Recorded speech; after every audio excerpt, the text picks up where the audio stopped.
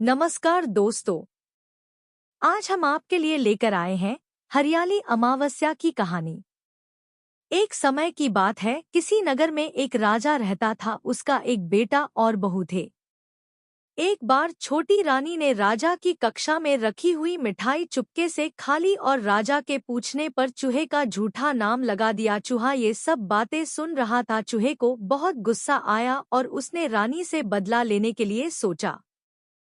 कुछ समय बीतने के बाद राजा की महल में कुछ मेहमान आए। राजा ने मेहमानों को उनके कक्ष में जाने के लिए कहा। चूहा यह सब बातें सुन रहा था। उसने सोचा कि यह अच्छा मौका है रानी से बदला लेने का। रात होने पर उसने रानी के कपड़े चुपचाप मेहमानों के कमरे में रख दिए हैं। सुबह होने पर जब नौकरों ने मेहमानों के कमरे में रानी के कपड़े देखे तो यह बात सारे महल में फैल गई। जब राजा को इस बात का पता चला तो उसने छोटी रानी को राजमहल से निकाल दिया। राजमहल से जाने के बाद छोटी रानी पीपल के पेड़ के नीचे हर रोज दीपक जलाया करती थी और साथ ही जो भी बॉय करती थी। एक समय राजा अपने सैनिकों के साथ वहां से गुजर रहे थे। उन्होंने पीपल के पेड़ के पास कुछ चमकता हुआ देखा तो सैनिकों को सारी बात का पता लगाने के लिए कहा और यह भी कहा कि पता लगाओ कि यहाँ पर कौन आता है। राजा की बात मानकर सैनिक पीपल के पेड़ पर चढ़कर बैठ गए। रात होने पर सभी दीपक आपस में बातें करने लगे। एक दीपक ने दूसरे से पूछा कि तुम कौन हो?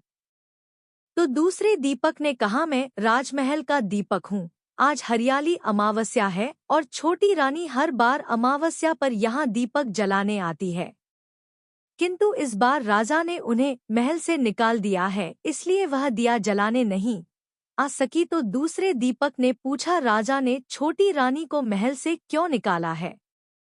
इस पर राजमहल के दीपक ने कहा कि छोटी रानी ने राजा के कक्ष में रखी हुई मिठाई खा ली थी और राजा के पूछने पर उन्होंने चूहे का नाम लगा दिया। चूहे ने बदला लेने के लिए महल में आए हुए मेहमानों के कक्ष में छोटी रानी के कपड़े रख दिए। इस बात से क्रोधित होकर राजा ने छोटी रानी को घर से निकाल दिया है।